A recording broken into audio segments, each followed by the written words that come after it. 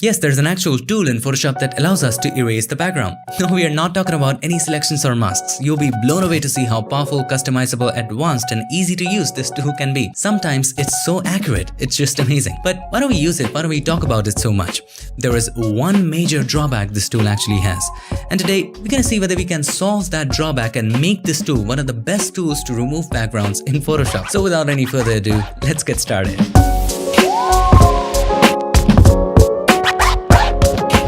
So here we are in the magical world of Photoshop, and if you want to go ahead and download any of the photos shown in the tutorial, check the links in the description.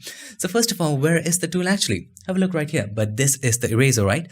So if you click and hold, have a look at the tools under the group. The second one is the one that we are looking for. It literally says the background eraser tool. Select that and then make a copy of the background layer just for backup. Press Ctrl or Command J. Now let's go ahead and create a solid color adjustment layer.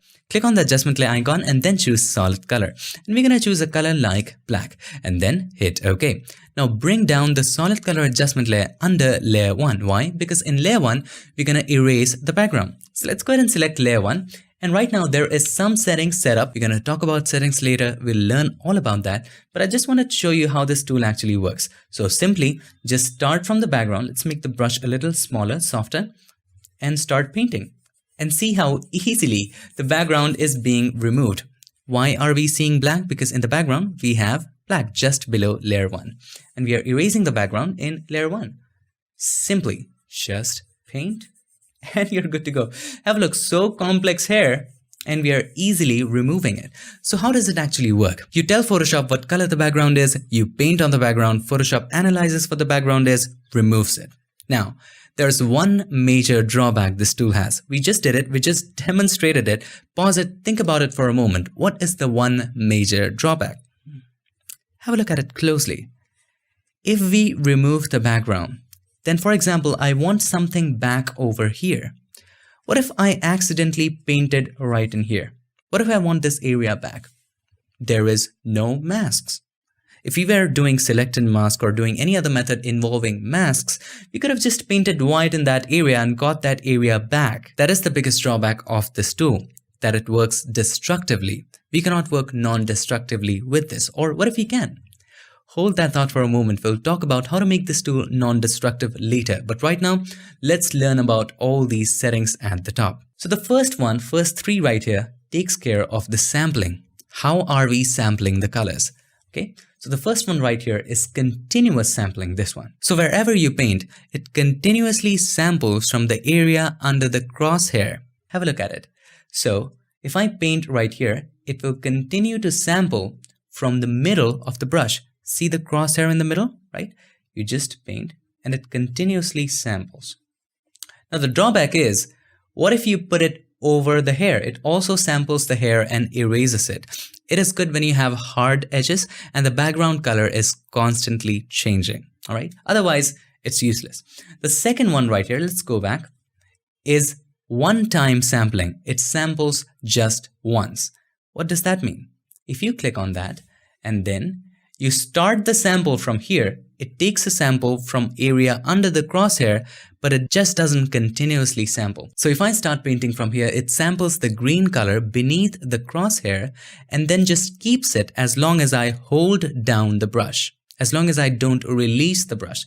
So if I keep on painting, and even if I get inside this, it just won't remove it because it has sampled that color already. However, if you lift the brush and if you put it right there, it's going to erase that area. Are you understanding how this is working? It samples the first time.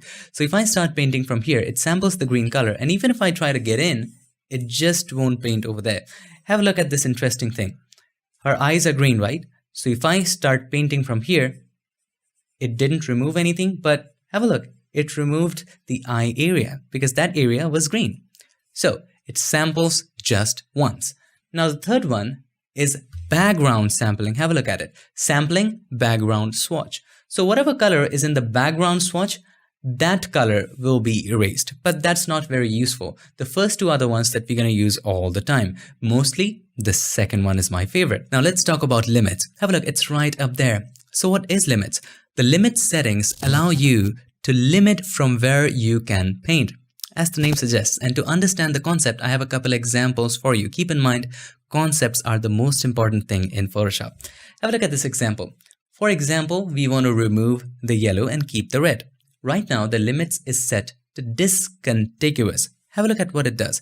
If I make the brush big enough and start painting right here, it removes the yellow even inside the bars, right? Let's paint right here. It removes the yellow even inside the red bars, okay? Now, let's go back. If I change this to contiguous and then start painting, it just doesn't go inside the bar. So in this case, when it's set to contiguous, it will only remove the pixels which are physically attached to the color that you are removing. Make sense? So if I'm removing this color, all the yellow pixels that were physically attached to it will be removed. However, have a look inside the bars. These are not physically attached to the yellow pixels outside the red bar. And that's why they were not removed. Similarly, if I make the brush a little smaller and paint inside right here, see, it's still not touching the other yellows. So that's what contiguous is. Now the next one is find edges. It's similar to contiguous, but it allows Photoshop to find where the edges are. It detects for the edges and it's kind of more accurate, keeps the edges a little sharp, but it's just like contiguous. So even if I paint right here, it's just like this. So the main difference you have to keep in mind is between contiguous and discontiguous. All right. Now let's talk about tolerance. Think about tolerance as how many colors you can tolerate. Doesn't make sense? Let's head over to example number 3, and to better understand tolerance, we will use the magic wand tool. And this is a simple gradient from green to yellow. Right now, the tolerance is 50, right? So if I click right here, a range of color is selected, right? Let's press Ctrl or Command D. If I set the tolerance to 0, and then when I click here, only that shade of green, only the exact same shade of green is selected. Press Ctrl or Command D. If I click here, the same thing happens. Only that exact shade of yellow is selected. Press Ctrl or Command D. Now if I increase the tolerance to say 20%, if I click here, the range has been increased, which means we are including more colors into the selection. Press Ctrl or Command D. If I set the tolerance to 100, click, an even larger section is selected. The more we increase the tolerance, the more the colors will be affected. In any way, whether we are erasing stuff, whether we are selecting stuff, so tolerance is just the range of colors that we are including around the color that we just clicked on or sampled. Okay, so if I increase the tolerance to say 255, and click, everything is selected. All right, I think it makes sense now. Now, if you return to our image, select the background eraser tool, set the limits to discontiguous. Why? Because we are painting around the hair and we want to remove the background from between the hairs. We don't want to limit it. It's not a hard edge, right? So we'll set discontiguous right here, and the tolerance right now is 50. So it's painting all right, removing the background. It's pretty cool. What if we decrease the tolerance to say 5%? It will only paint the exact same colors, and it will not take into consideration any color nearby. So let's go ahead and increase the tolerance to 20. 20 is pretty good, but it's still leaving out some colors. So that's why we chose 50. Now it's also important that you don't choose too high. So if you choose, let's say 100, it will also take into consideration the color of the hair as well. So if I just paint with 100 right here, it also starts erasing the hair a little bit. The 100, I guess, is the maximum right there. So don't choose 100. See, it's also erasing the hair. We don't want that to happen. A general rule here is to select the lowest tolerance possible. The lowest tolerance that will remove the background. That's why we start with, let's say, 2, 3, 4, 5. 5 didn't work, so we will try 9, and then we'll start painting. It just doesn't work. Maybe let's increase it to 30. 30 works pretty fine. It works pretty good, but it still leaves out some colors. Then we will try 39, 40, 40 is pretty great. So we can have different tolerances for different areas. Just keep in mind that when you start from a lower number and then when you reach a point where the tolerance just works for the image, stop right there. Don't go beyond that, because in that case, you might remove things that you didn't want to, right? Now, using all these techniques that we learned, we will remove the background of the subject and then we will learn how to make it non-destructive. So let's go ahead and start right from scratch. I'm going to select that layer and press the delete key to delete it. And then we're going to make a copy of the background layer, press Ctrl or Command J, and then place it above the solid color adjustment layer. Now let's do it right from the beginning.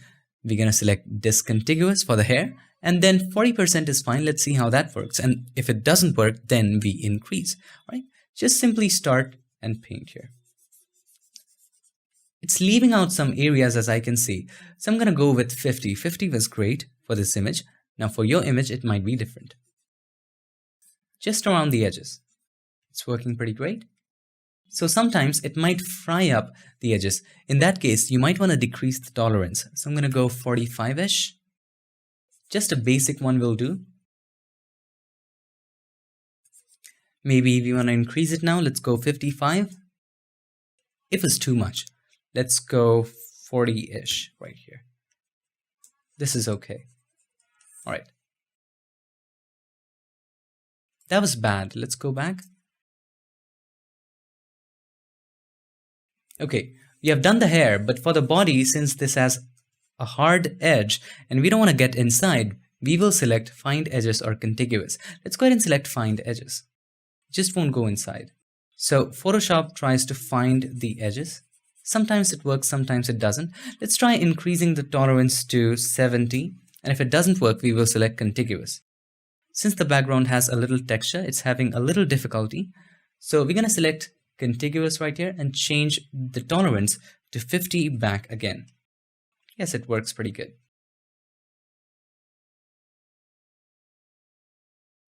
From time to time, you might have to pick up the brush and then paint to be able to sample that color, right? So if we are continuing from here, it won't just paint right here. So we'll have to pick up and then again paint. This is good. This is easy. And I think we are pretty much done. We just had to do the edge. All right. Just paint over here. Pretty nice. And let's do this area, this green area right there. Yes, pretty taken care of. Looks okay. You just had to do the borders and it's fine. Let's do this area properly. Okay, now let's learn how to make it non-destructive. It's pretty simple. We just did it. So let's bring the background, or let's make a copy of the background layer, one more copy, copy 2, and let's bring it above the solid color adjustment layer, right? Then we will hold the Control or Command. Click on the thumbnail of the background copy, or let's name it Subject 1. And this one was destructive. Let's name it Subject 1 Destructive. I'm forgetting the spellings. Hold the Control or Command, click on the thumbnail. Now, you can delete it or you can keep it, doesn't really matter. Turn this off. I'm just going to turn it off. Come back to this one. And we're going to name it Subject Non-Destructive. Just click on the mask button. Now you have the mask of the same thing. Now you can delete it. Subject 1 Destructive. We don't need it. I don't know why I named 1, but that's okay. Now you select the brush. Okay, let's make the brush a little smaller. Let's make it soft and flow and opacity at 100. Hold the Alt or Option. Click on the mask button and then you can paint out the extra areas with black. Make sure the foreground color is black. You can just press X to toggle between the foreground and the background. Let's go back and just paint in black in these areas and fill up the rest of the areas, just like so. Easy, very easy to do. Done. Now for the critical areas, if you want to fine tune it, you can also choose the blend mode overlay and then decrease the flow to somewhere around 20 to 30%. So I'm going to decrease it to 20%. That way it just won't paint on the white areas. Now, if I paint here, see how nicely it's working? Fine-tuning the stuff. All right, let's do it on the other side. This is fine. Let's do it right here, right there, Just a little bit is fine. Now, if you want to bring some things back which have been erased accidentally, you can do that as well. So you can choose overlay. With the same overlay selected, you can change the foreground color to white. Press X to toggle between the foreground and the background. And now we can paint right here. Now, when you have white selected, it just won't paint on the black area. See, it just won't paint over there, right? So we can easily paint on the inside without being afraid. Let's do it over here. That is taken care of. Let's do it over here. You can increase the flow if you want to, but I'm pretty happy with this one. All right, I'm just roughly doing it for you. Let's work it out over here. All right, you're in good shape. Hold the Alt or Option, click on the mask button, and it's done. Wasn't that awesome? Now you have a mask. You can do whatever you want. If you think this is very fried up, you can make it smooth, you can blur it out, you can simply take the blur tool. So right here, you'll find the blur tool and you can blur in the mask. Hold the Alt or Option, click on the mask button to show how it looks. You can simply blur it out, you can smooth it out, you can do whatever you want. You have a mask and you can modify it in every way possible. This is non-destructive. What more do you want? So that was pretty much all about the background eraser tool in Photoshop. It's a hidden gem if you use it properly. So is it better than select and mask? Does it mean that the quick selection tool is completely trash or select subject is totally useless? Not at all. Every technique, feature and tool has its own place. A lot of you guys ask in the comments, and I absolutely appreciate it, is that, hey Unmesh, you just taught me this technique. Is this better than the previous one that you covered? Well, that's for you to decide, that's for your image to decide, and that's for your situation to decide. Just a quick little recap. First of all, we have the sampling types right here. This one is the continuous, this samples one, and this samples from the background swatch. We will mostly be using these two, but my favorite is the middle one. It samples the first time you paint. Okay, so first time you put down the brush, it samples then. Next, we have limits. We have contiguous, discontiguous, and find edges. Contiguous removes the colors which are only attached by pixel to the area that you're painting in. It won't go cross borders. The discontiguous will go cross borders, and find edges tries to find the edge and then remove it accordingly. Most of the times it just doesn't work, but you have a flat background, it might. Now the tolerance is how many colors you can tolerate. It's the range of colors being affected. The higher the tolerance, the more the range. And that's pretty much it. And then you start painting and then you remove it. Now to make it non-destructive, you make one more copy of the original image, hold the Control or Command, click on the thumbnail of the subject where you just removed the background. Now you have the selection. Now select the new copy and click on the mask button. Now you have the mask of the same thing.